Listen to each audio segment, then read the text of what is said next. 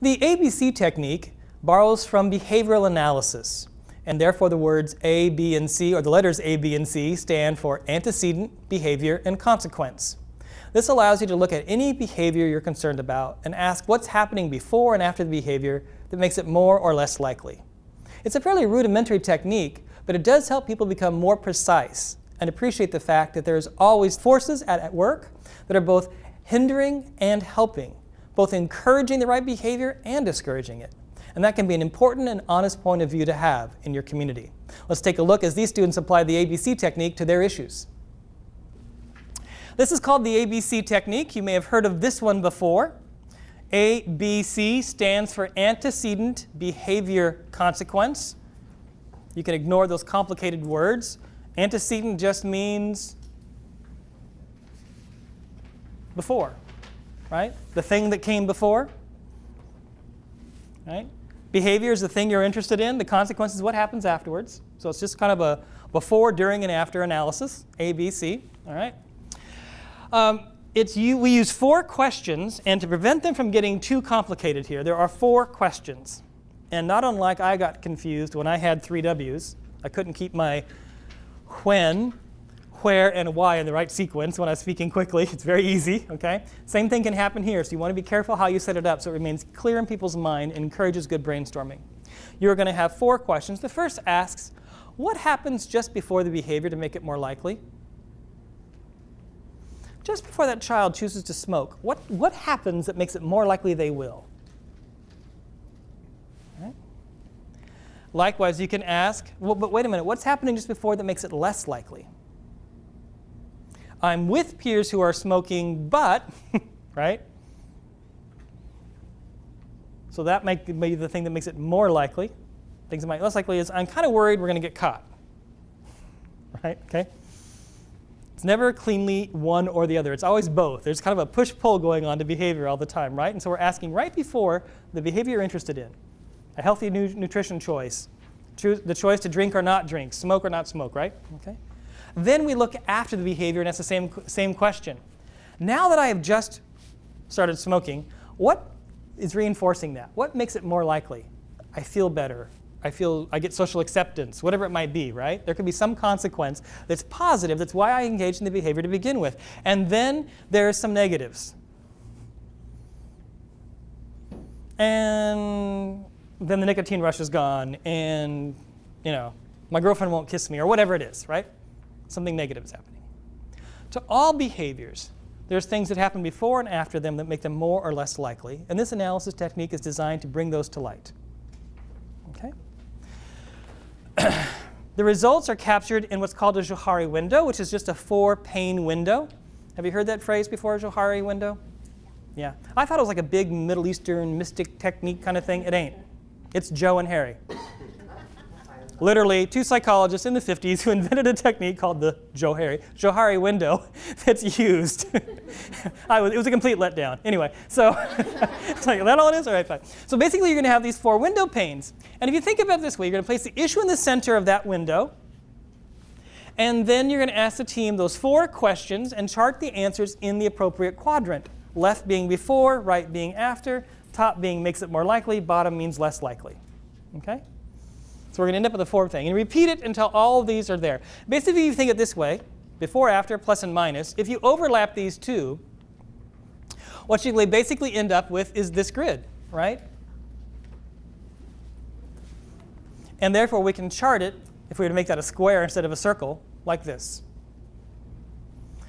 We're going to do this as a whole group for a second, but you can imagine I put the behavior of interest in the middle, youth smoking, all right? Brainstorming everything before, what's making it more likely. They saw all the advertisements, their kids are doing it, whatever it is, right? All the things after that are reinforcing, aren't you glad you did that, how it feels, what you did? Right? And then down below, you do the negative, what inhibits it. It's called ABC technique. All right, are we fairly clear there? And I basically just gave you an example by using the youth smoking one, right? Can you think of anything else in youth smoking that happens before that makes it more likely that kid would smoke? What comes before that make it more likely? Peer pressure. It was easy to get.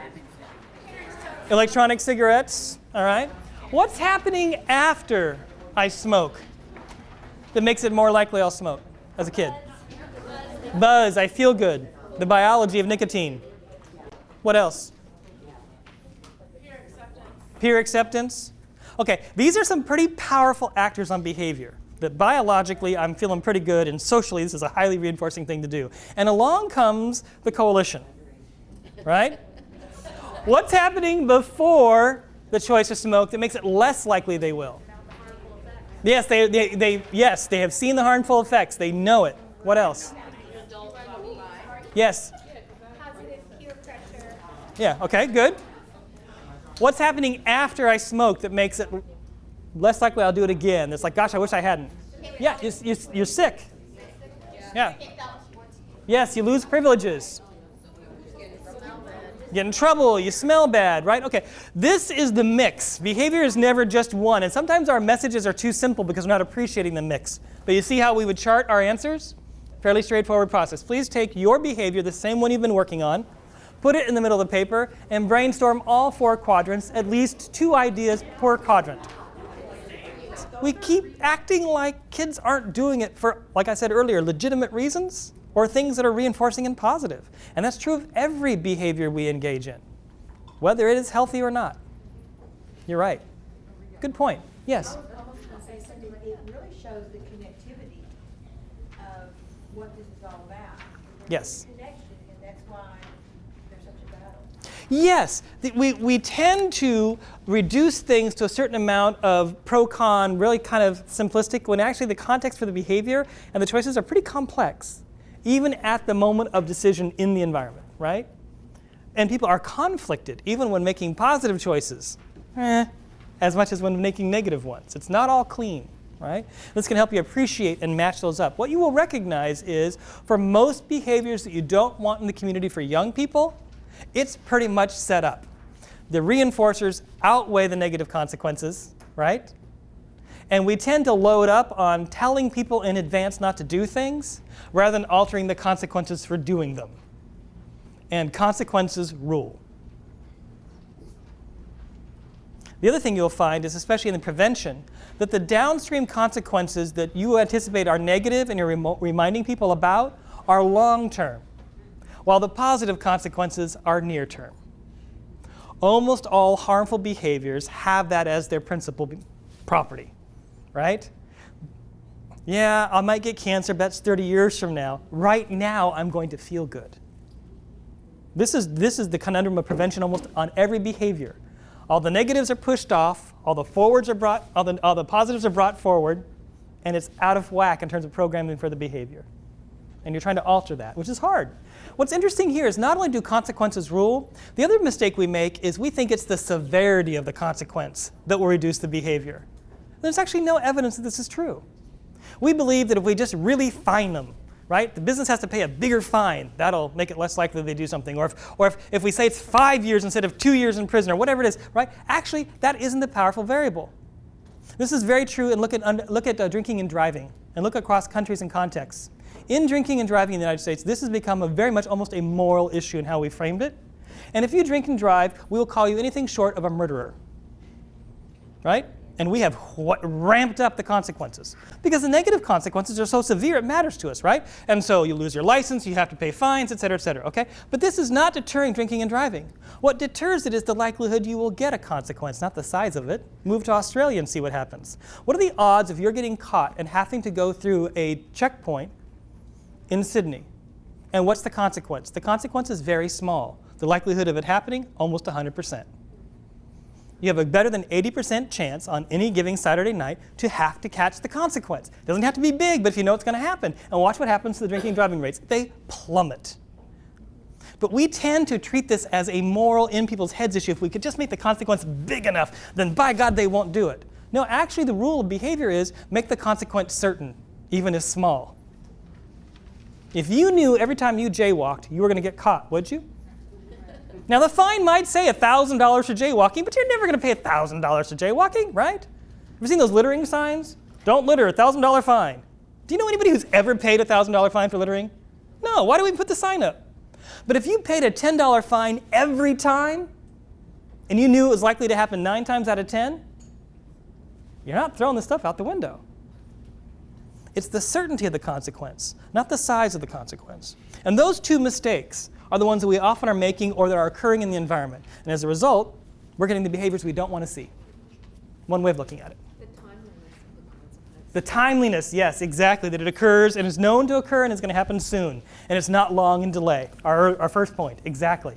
That all the positives are immediate and the negatives are long term. And not only that, the positives are guaranteed and the negatives are unlikely. Is everyone going to get cancer? You know what I mean? So there's just that whole exchange, right? That whole formula isn't quite on as we like to pretend. Okay, let's talk about real quickly some pros and cons, and then it's time for a break. So let's talk about them briefly. Remember, the central purpose here is basically to identify influences on behavior. The most immediate ones is the purpose, right? Most proximate to the behavior.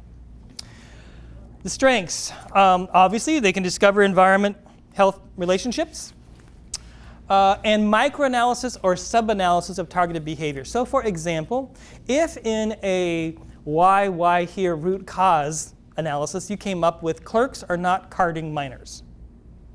Well, clerks not carding minors would be a perfect thing to put in the middle of this and say, well, what's happening at the transaction that makes it less likely or more likely this clerk's actually going to do this thing, right? And so that sub-analysis or microanalysis of a certain behavior. Why aren't police, fill in the blank, being willing to issue a minor in possession charge? They may or may not be willing to. Why? What's happening there? And have we set them up for success, right? So it can be good for that.